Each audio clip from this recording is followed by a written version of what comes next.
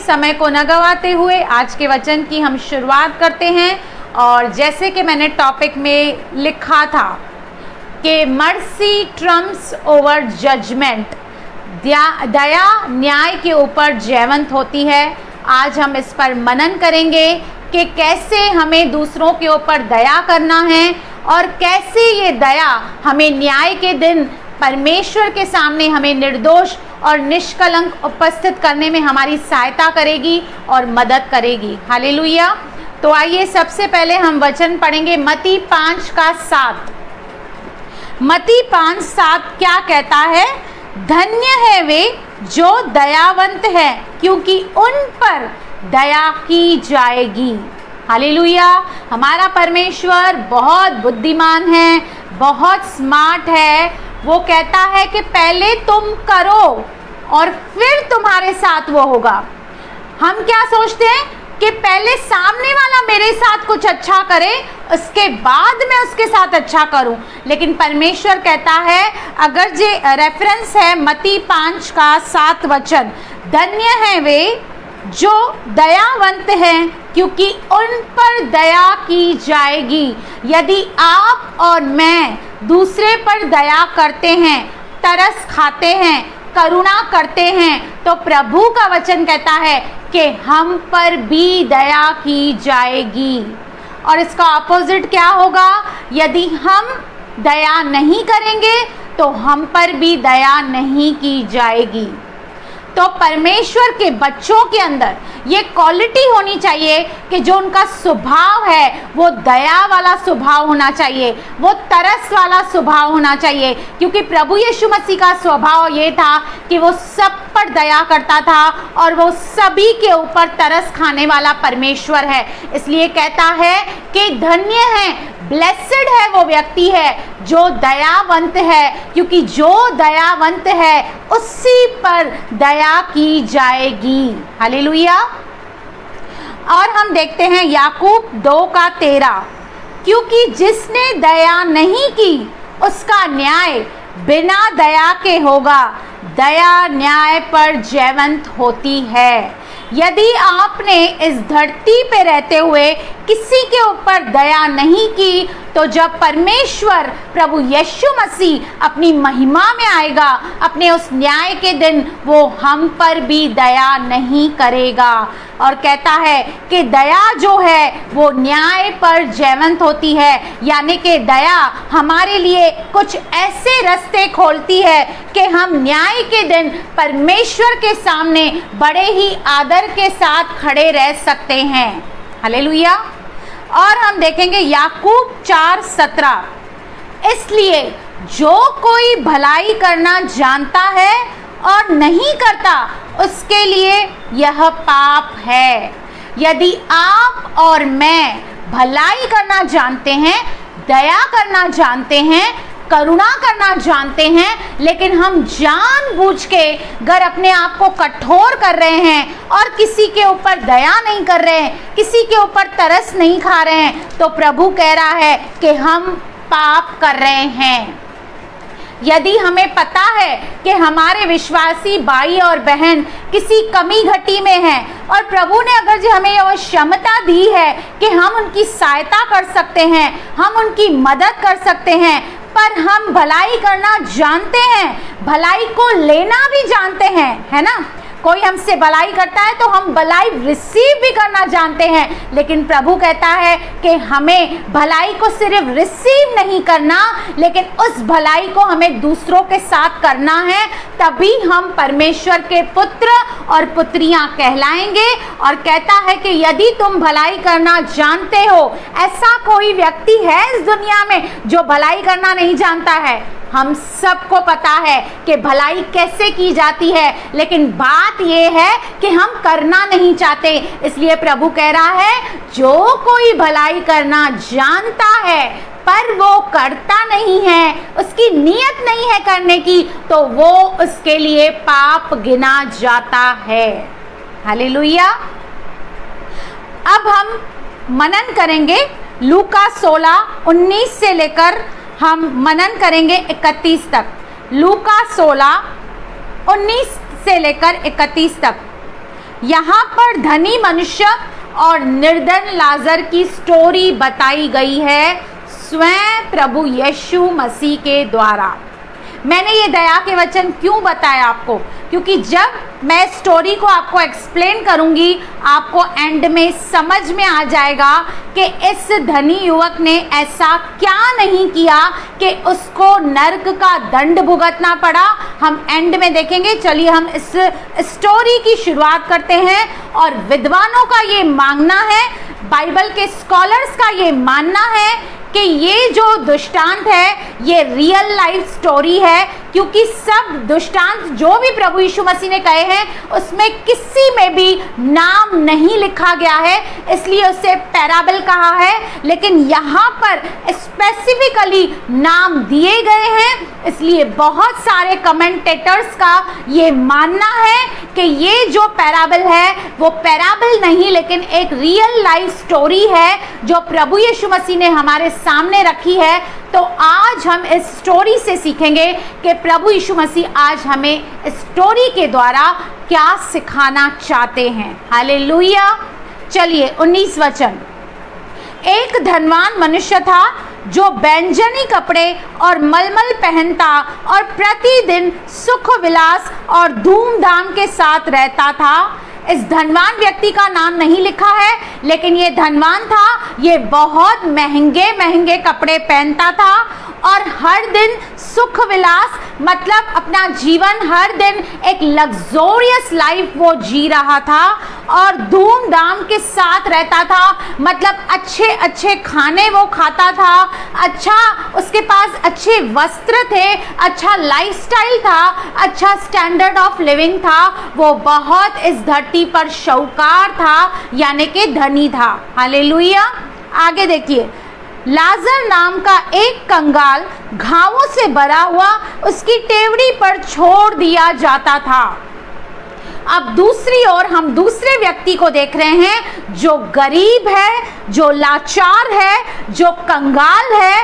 एक तो वो कंगाल है, दूसरा वो बीमारियों से भरा हुआ है, यानी कि घावों से उसका शरीर भरा हुआ है और वो उसकी चौखट पर, उसकी टेवड़ी पर छोड़ा जाता था। क्यों छोड़ा जाता था? और वह चाहता था कि धनवान की मेज पर की जूठन से अपना पेट भरे, यहाँ तक कि कुत्ते भी आकर उसके घावों को चाटते थे। उसका मोटिव क्या था उसकी डेवड़ी पे आने का, उसकी चौखट पे आने का? वो ये था कि वो चाहता था कि जो धनवान व्यक्ति खाता है और जो चूर चार है, जो बचा हुआ है, जो उसके टेबल से खाना गिरता था, जब उसके नौकर उसे फेंकते थे तो वो उसके चौखट पे आकर वो खाना खाने आता था और वो घावों से भरा हुआ एक बहुत ही लाचार दरिद्र एक इंसान था और वहां पर जो कुत्ते थे वो आके उसके घावों को चाटते थे। कितनी दर्दनाक उसकी सिचुएशन थी। एक तो वो कंगाल था, यानी कि उससे पैसों की आशीष नहीं थी, ऊपर से उसके शरीर में जख्म ही जख्म भरे हुए थे जिसे कुत्ते आकर चाटते थे। और वो क्या करता था, आके उस धनवान की बचा कुचा खाना जो वो फेंकते थे, क्योंकि उनके घर में बहुत खाना बनता था, उस बचे कुचे खाने को वो फेंका जाता था, उस चूर चार को खाने वो उसकी चौखट पे रोज आ जाता था। हालेलुया। और आपको पता है विद्वान क्या कहते हैं कि वो जो धनी व्यक्ति था वो इतना पैसे वाला था कि हाथ को पोंछने के लिए पुराने समय में कुछ अलग कपड़े नहीं होते थे, कुछ अलग चीजें नहीं होती थी हाथ धोने के लिए। पुराने समय में वो क्या करते थे, उनके पास एक ब्रेड रहती थी, उस ब्रेड से वो अपने हाथ को धोते थे। अब आपने ब्रेड से हाथ को धोया या हाथ को सफा किया तो वो ब्रेड आप क्या करेंगे, आप फेंकना पड़ेगा, क्योंकि आपने उसे गंदगी साफ करने के लिए यूज किया है। और वैसे ही वो उस ब्रेड से जिससे वो धनी व्यक्ति अपना हाथ साफ करता था वो ब्रेड फेंकी जाती थी और उससे ये बेचारा निर्धन व्यक्ति जिसका नाम है लाजर वो उसे खाता था, उसकी चौखट पे आकर निरंतर आता था। आगे देखिए क्या कहता है वचन, 21 वचन। और वह चाहता था कि धनवान की मेज पर की जूठन से अपना पेट भरे, यहाँ तक कि कुत्ते भी आकर उसके घाव को चाटते थे। ऐसा हुआ कि वह कंगाल मर गया। मौत एक हकीकत है जिसे कोई नहीं जुटला सकता। आखिर हुआ क्या कि ऐसा खराब जीवन जीते जीते उसकी मौत हो गई, उसकी मृत्यु हो गई। लेकिन तब क्या हुआ, जैसे ही वह मर गया, स्वर्गदूतों ने उसे लेकर अब्राहम की गोद में पहुंचाया। इस धरती पर एक लाचारी का जीवन जीने के बाद, एक कंगाली का जीवन जीने के बाद, दूसरों के टुकड़े का मोहताज होने के बाद जब वो मरा, तब अब्राहम के स्वर्गदूत उसको रिसीव करने आए और उससे अपने साथ लेकर गए। यानी कि ये बात क्लियर दर्शाती है कि भले ही वो व्यक्ति गरीब था, कंगाल था, बीमार था, लेकिन उसके अंदर परमेश्वर का भय था और उसका जो रिश्ता था अपने परमेश्वर के साथ घनिष्ठ था। हालेलुया। और इसलिए जब वो मर गया तो अब्राहम के स्वर्गदूत उसको रिसीव करने आए। हालेलुया। आगे देखिए क्या होता है।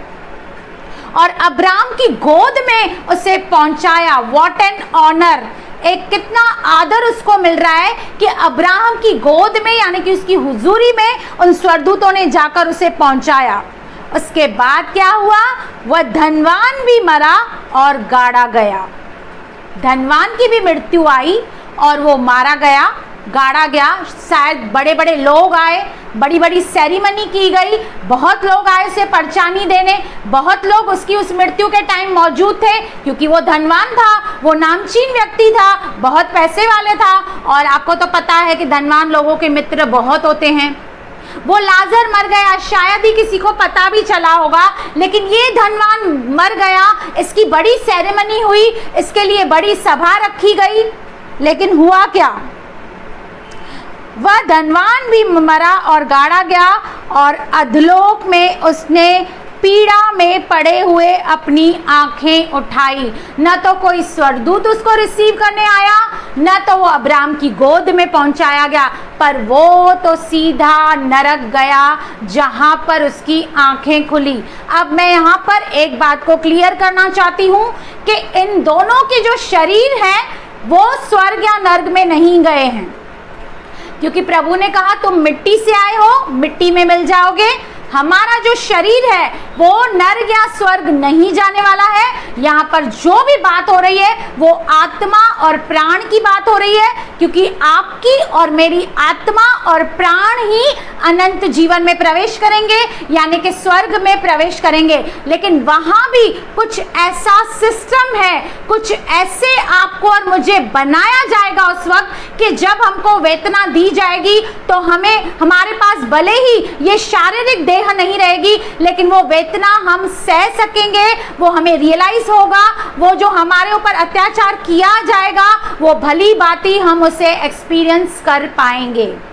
लेट्स बी वेरी क्लियर, उसके शरीर वहां पर नहीं गए हैं, लेकिन उनकी आत्मा और प्राण की बात यहाँ पर चल रही है। यहाँ पर कोई स्वर्गदूत उस धनवान को रिसीव नहीं करने आया, लेकिन उसने अपनी आंख उठाई और वो अधोलोक में पाया गया, जिसको के नरक भी कहा जाता है। और दूर से अब्राहम की गोद में लाजर को देखा, यानी कि उस स्वर्ग से कहीं ना कहीं वो जो नरक से वो स्वर्ग भी कहीं ना कहीं उसको दिखाई दे रहा था। और उसने दूर से देखा कि ये लाचार व्यक्ति, ये मेरे नौकर के बराबर जो घावों से भरा हुआ मेरे आके दरवाजे पर खाना खाता था, चूर चार खाता था, यह तो स्वर्ग में बड़े ही आनंद से बैठा है। उसने अपनी आंखें उठाकर देखा। हालेलुया। तब उसने पुकार कर कहा, हे पिता अब्राहम, मुझ पर दया करके लाजर को भेज दे, ताकि वह अपनी उंगली का सिरा पानी में भिगोकर मेरी जीभ को ठंडी करे, क्योंकि मैं इस ज्वाला में तड़प रहा हूँ। मैंने आपको बताया कि चाहे हमारी आत्मा या प्राण वहां पर जाएंगे, लेकिन कुछ ऐसे सिस्टम हमारे अंदर रहेंगे कि वो ज्वाला यानी कि जो आग, जो कभी न बुझने वाली आग हमें लगती रहेगी अगर जो हम नरक में गए तो वो कह रहा है कि मैं यहाँ पर पानी के एक बूंद के लिए तड़प रहा हूँ, प्लीज। वो अब्राहम को कह रहा है कि इस लाजर को मेरे पास भेजो, यानी कि यहाँ पर भी वो अपने आप को बड़ा सेठ समझ रहा है, बड़ा धनवान समझ रहा है, लेकिन उसे पता नहीं है कि वो अपना जो भोग विलास है, जो सुख है, वो सारे सुख अपने धरती पर भोग के आया है। अब वो नरक के द्वार पर बैठा है। वो कह रहा है कि लाजर को भेजे कि मेरी जीभ पे एक ड्रॉप आके पानी का लगाए। वो अब्राहम से ये रिक्वेस्ट कर रहा है। हालेलुया। तब देखिए क्या हुआ। और तब उसने पुकार कर कहा, हे पिता अब्राहम, मुझ पर दया करके लाजर को भेज दे ताकि वह अपनी उंगली का सिरा पानी में भिगोकर मेरी जीभ को ठंडी करे, क्योंकि मैं इस ज्वाला में तड़प रहा हूँ। परंतु अब्राहम ने कहा, हे पुत्र, स्मरण कर कि तू अपने जीवन में अच्छी वस्तुएं ले चुका है और वैसे ही लाजर भी बुरी वस्तुएं।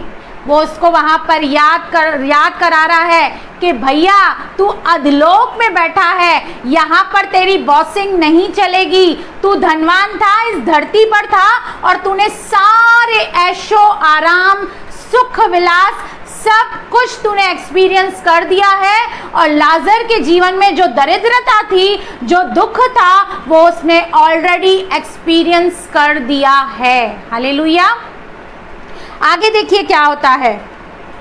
परंतु अब्राम ने कहा, हे पुत्र, स्मरण कर कि तू अपने जीवन में अच्छी वस्तुएं ले चुका है, वैसे ही लाजर बुरी वस्तुएं। परंतु अब वह यहाँ शांति पा रहा है और तू तड़प रहा है, क्योंकि इस धरती पे रहते हुए तूने कभी भी परमेश्वर का भय नहीं माना, तूने कभी भी परमेश्वर के साथ वो रिश्ता कायम नहीं किया। तू अपने उस कामों में, अपनी उस ऐश अशरत में तू इतना बिजी था कि तुझे परमेश्वर की कोई आवश्यकता नहीं थी। तू अपनी हर एक बात, अपना हर एक सुख तू इस धरती पर ले चुका है और लाजर को जितना भी दुख या पीड़ा लेनी थी वो ले चुका है। मेरे प्रियो, मैं आपको ये बताना चाहती हूँ कि अक्सर जो लोग बहुत पैसे वाले होते हैं, जो बहुत ही ऐश अशरत में जीते हैं, हम सोचते हैं ये ब्लेसेड है, इसको परमेश्वर ने आशीष किया है, इसलिए तो ये कारों में घूम रहा है, ये बंगलों में घूम रहा है। लेकिन आप और मैं नहीं जानते कि उसके जीवन में परमेश्वर है ही नहीं। भले यहाँ पर वो बहुत ही आशीषित जीवन जी रहा है, लेकिन हम नहीं जानते कि इसके बाद वाला जो जीवन है, क्या वो उसमें प्रवेश करेगा। हम नहीं जानते क्या वो स्वर्ग में प्रवेश करेगा। हम कई बार लोगों से तुलना करते हैं, ईर्ष्या करते हैं कि प्रभु तूने इनको क्यों आशीष किया है, प्रभु तूने इनको क्यों पैसा वाला बनाया है और हमको क्यों गरीब बनाया, क्यों दरिद्र बनाया, क्यों हमें चंगाई नहीं दे रहा है, क्यों हमें बीमारियों में रख रहा है, क्यों हम दूसरों के टुकड़े पे पल रहे हैं। हे प्रियो, हम नहीं जानते गरीब इस दुनिया में कौन है। गरीब वो है जिसके जीवन में परमेश्वर है ही नहीं। गरीब वो है जो प्रभु यीशु मसीह को नहीं जानता। गरीब वो है जिसको पापों की क्षमा नहीं मिली। हालेलुया। आप और मैं आर्थिक रीति से कम हो सकते हैं, गरीब हो सकते हैं, पर यदि हमने सच्चे परमेश्वर को जाना है और उसे अपना उद्धारकर्ता स्वीकार किया है, तो आप और मैं राजाओं के बच्चे हैं। आप और मैं अमीरों से भी अमीर हैं। हालेलुया। यहाँ पर वही चल रहा है। वो बोल रहा है, अरे मैं तड़प रहा हूँ, लेकिन ये जो धरती पर तड़प रहा था, ये कैसे यहाँ पे सुख और चैन से अब्राहम की गोद में बैठा है। आगे देखिए क्या होता है। इन बात वैसे ही लाजर बुरी वस्तु अब यह यहाँ शांति पा रहा है और तू तड़प रहा है। 26 वचन, इन सब बातों को छोड़, हमारे और तुम्हारे बीच में एक बाड़ी गड्ढा ठहराया गया है कि जो यहाँ है उस पार तुम्हारे पास जाना चाहे वह न जा सके और न कोई वहाँ से इस पार हमारे पास आ सके। अब्राहम उसे समझा रहा है कि तेरे और मेरे बीच में, उस लाजर गरीब और तेरे बीच में इतना बड़ा अंतर है, इतना बड़ा गड्ढा है कि न तो हम तेरे पास आ सकते हैं और न तू हमारे पास आ सकता है। आगे देखिए क्या कहता है। उसने कहा, तो हे पिता, मैं तुझसे विनती करता हूं कि तू उसे मेरे पिता के घर भेज। अब उसकी अपनी फरियाद जो सुनी नहीं गई, लेकिन अब वो अपने घर वालों के लिए चिंतित हो रहा है। कह रहा है कि एक काम कर, इस लाजर को वापस पृथ्वी पर भेज, मेरे घर वालों के पास भेज, ताकि वो मेरे भाइयों को बताए कि यहाँ पे मैं तड़प रहा हूँ। क्योंकि उसे ये भली बात ही पता था कि जो उसके भाई हैं, जो उसकी फैमिली है, वो भी परमेश्वर से नहीं डरती, वो भी यही सब बातें करती है जो वो करके आया है। और उसे ये अच्छे से मालूम है कि वो जो भी काम वो कर रहे हैं, उसके भाई बहन, उसके द्वारा वो भी नरक में ही शामिल होने वाले हैं। इसलिए वो अब्राहम से विनती कर रहा है कि इसको नीचे भेज, ताकि ये गवाही दे, ऐसा ना हो कि वो भी इस पीड़ा की जगह में आए। तब अब्राहम ने उससे कहा, उनके पास तो मूसा और भविष्यद्वक्ताओं की पुस्तक है, वे उनकी सुने। यानी कि उनको सुसमाचार मिलेगा, उनको प्रभु यीशु मसीह के बारे में बताया जाएगा, लेकिन अगर जो वो विश्वास नहीं करेंगे, क्योंकि लिखा है जो विश्वास नहीं करेगा वह दोषी ठहर चुका और उस पर दंड की आज्ञा होगी। हालेलुया। अब्राहम ने कहा, यहाँ से कोई नहीं जाएगा, उनके पास पुस्तकें हैं, उनके पास लोग हैं जो उनको बता रहे हैं, लेकिन वो विश्वास करना या न करना, परमेश्वर का भय मानना या न मानना, ये उनकी अपनी मर्जी है। आज हम भी अपने चारों ओर देखते हैं, कितने सारे लोग हैं जिनको हम प्रभु यीशु मसीह के बारे में बताते हैं, सुसमाचार बताते हैं, लेकिन वो विश्वास नहीं करते। बहुत से तो हमारे रिश्तेदार हैं, हमारे घर वाले हैं, जो हमें कहते हैं कि आप क्रिश्चियन बन गए हो, आप अभी इंग्लिश धर्म को मानते हो, आप अंग्रेज के भगवान को मांगते हो। बहुत सारे लोग प्रभु यीशु मसीह को नहीं जानते। वैसे ही उसके कुछ प्रियजन थे जो उसको अच्छे से मालूम था कि ये परमेश्वर को नहीं मानते। हालेलुया। आगे देखिए क्या होता है।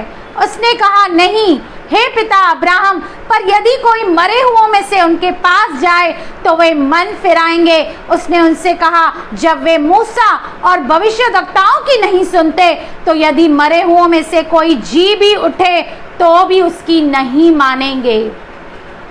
क्योंकि बहुत सारे लोग तो सोचते हैं कि किसने देखा है कि स्वर्ग है, नर्क है, मानते ही नहीं है। वो कहते हैं कि यही जिंदगी है, खाओ पियो, ऐश करो, पाप करो, व्यभिचार करो, कोई बात नहीं, इसके आगे कोई जिंदगी है ही नहीं। बहुत लोग आपने सुना होगा बोलते हैं, काय का स्वर्ग, काय का नरक।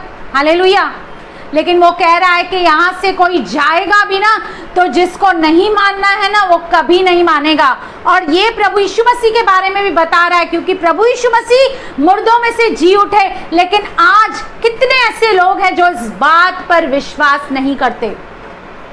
उस समय के शास्त्री और फरीसी इस बात पर विश्वास नहीं कर रहे थे, पुनरुत्थान पे विश्वास नहीं कर रहे थे। और आज भी आपके और मेरे इर्द गिर्द ऐसे लोग हैं जो विश्वास नहीं करते। चाहे उनको हम अपने अनुभव बता दें, चाहे गवाहियां बता दें, लेकिन फिर भी वो इस बात पे विश्वास नहीं करते और अपने मन को वो कठोर करके बैठे हैं। अब मैं सबसे बड़ी बात इस स्टोरी के जरिए आपको बताऊंगी कि इस धनी मनुष्य ने कभी भी उस गरीब लाजर पर दया नहीं की थी। चाहे उसे पता था कि ये चूर चार खा रहा है, बचा कुचा खा रहा है, नीचे रौंधा हुआ खाना खा रहा है, लेकिन कभी इसने नहीं सोचा कि मैं जाके इसकी सहायता करूं, इसकी मदद करूं, इस पर दया करूं। हालेलुया। वो दया की उम्मीद तो कर रहा है। वो कह रहा है 24 वचन में, तब उसने पुकार कर कहा, हे पिता अब्राहम, मुझ पर दया कर कि लाजर को भेज दे। लेकिन खुद कभी भी इस जीवन काल में धरती पे रहते हुए उसने कभी भी लाजर गरीब के ऊपर दया नहीं की। हालांकि वो चाहता तो बहुत कुछ कर सकता था, लेकिन उसने दया नहीं की, उसकी सहायता नहीं की, मदद नहीं की। इसलिए उस जजमेंट के दिन, उस न्याय के दिन उसे उस नरक में जाना पड़ा। आपको बहुत सारे लोगों ने बहुत सारे प्रकटीकरण दिए होंगे, लेकिन मैं आज आपको एक डिफरेंट रेवलेशन देना चाहती हूँ, क्योंकि प्रभु का वचन कहता है धन्य है जो दयावंत है, उन पर दया की जाएगी। अगर आप और मैं दूसरों पर दया नहीं करते तो याद रखिए उस न्याय के दिन पर परमेश्वर हम पर भी दया नहीं करेगा। इसलिए याकूब कहता है कि जो दया है वो न्याय के ऊपर जयवंत होती है। हालेलुया। आप बोलेंगे ये कैसे हो सकता है? अभी एक और मैं आपको दिखाती हूँ जिससे प्रूव हो जाएगा कि हमारे न्याय के दिन ये दया करने का स्वभाव हमें बहुत ही काम आने वाला है। चलिए चलते हैं मत्ती 25 का हम निकालेंगे 33 वचन। मत्ती 25-33 वचन। अब यहाँ पे क्या हो रहा है? वह भेड़ों को अपनी दाहिनी ओर और बकरियों को बाईं ओर खड़ा करेगा। ऊपर का हेडिंग क्या है? न्याय का दिन, फाइनल जजमेंट डे।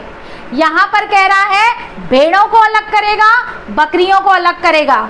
ये अविश्वासियों के लिए नहीं है, ये विश्वासियों के लिए है। जो प्रभु यीशु मसीह पर विश्वास करते हैं उनके अंदर भी भेद किया जाएगा, डिफरेंशिएट किया जाएगा, और उन विश्वासियों में से जो भेड़ है और जो बकरी है उसको अलग किया जाएगा। और ये भेड़ कौन है और बकरी कौन है हम देखते हैं। वह भेड़ों को अपनी दाहिनी ओर और बकरियों को बाईं ओर खड़ा करेगा। तब राजा अपनी दाहिनी ओर वालों से कहेगा, हे मेरे पिता के धन्य लोगों, आओ इस राज्य के अधिकारी हो जाओ जो जगत के आदि से तुम्हारे लिए तैयार किया गया है। अब एक ग्रुप को कह रहा है आ जाओ राज्य में शामिल हो जाओ, क्योंकि ये किंगडम तुम्हारे लिए तैयार किया गया है।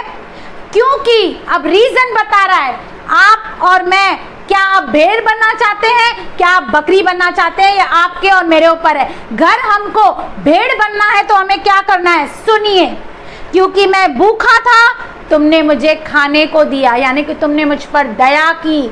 मैं भूखा तुम्हारे द्वार पे आया और तुमने मुझे खाने को दिया। आगे कहता है मैं प्यासा था तुमने मुझे पानी पिलाया, मैं परदेशी था और तुमने मुझे अपने घर में ठहराया, मैं नंगा था और तुमने मुझे कपड़े पहनाए, मैं बीमार था और तुमने मेरी सुधि ली, मैं बंदी गृह में था और तुम मुझसे मिलने आए। तब धर्मी उसको उत्तर देंगे, यानी कि विश्वासी, धर्मी कौन है? विश्वासी लोग उसको उत्तर देंगे। सुनिए, हे प्रभु, हमने कब तुझे भूखा देखा और खिलाया, या प्यासा देखा और पानी पिलाया?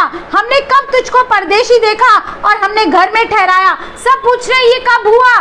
हमें तो पता ही नहीं चला। प्रभु, आप तो कभी हमारे पास आए ही नहीं भूखे कि हमने आपको खाना नहीं खिलाया हो। आपने कभी बोला ही नहीं प्यास लगी कि हमने आपको पानी नहीं पिलाया हो।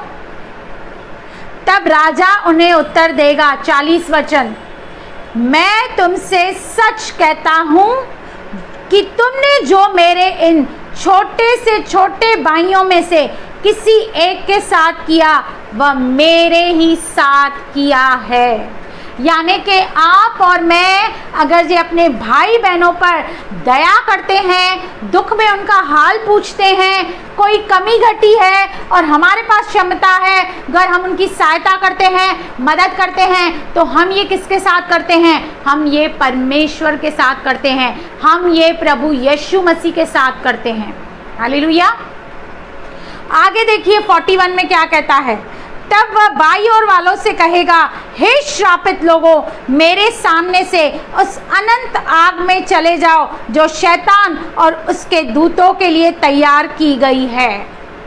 क्लियर यहाँ पे दिखा रहा है कि जिसने दया की उस पर दया हो रही है, जिसने दया नहीं की उस पर दया नहीं हो रही है, और उसे क्लियर नरक में डाला जा रहा है। जैसे हमने उस धनी व्यक्ति और गरीब लाजर के एग्जाम्पल को देखा कि कैसे वो गरीब लाजर उसके चौखट पे आता था, लेकिन ये धनी व्यक्ति उस पर दया नहीं करता था, लेकिन ये अपने ही सुख विलास में अपनी लग्जोरियस लाइफ को जी रहा था, अपने ऐशो आराम को वो कर रहा था।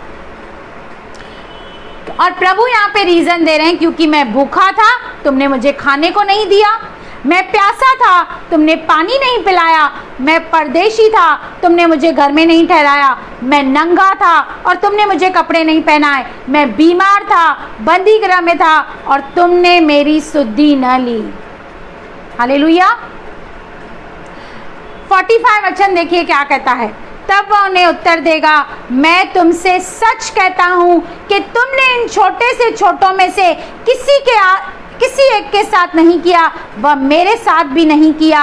और ये अनंत दंड भोगेंगे, परंतु धर्मी अनंत जीवन में प्रवेश करेगा। और वो धर्मी कौन है? जो भूखे को खाना देता है, जो प्यासे को पानी देता है, जो किसी की भी किसी प्रकार से मदद करता है, सहायता करता है। ये ज़रूरी नहीं है कि आप और मैं पैसों की मदद करें। यदि आपको कोई फ़ोन करता है, उसके दुख को सुन लीजिए, ये भी उसकी सहायता करना है।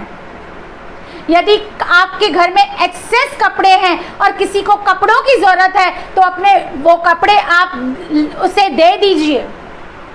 यदि कोई बीमार है और आपको पता चलता है कि आपके फेलो भाई बहन बीमार हैं, तो आप जाइए, उनकी सुधि लीजिए, उनके लिए दुआएं करिए, उनके लिए प्रार्थना करिए।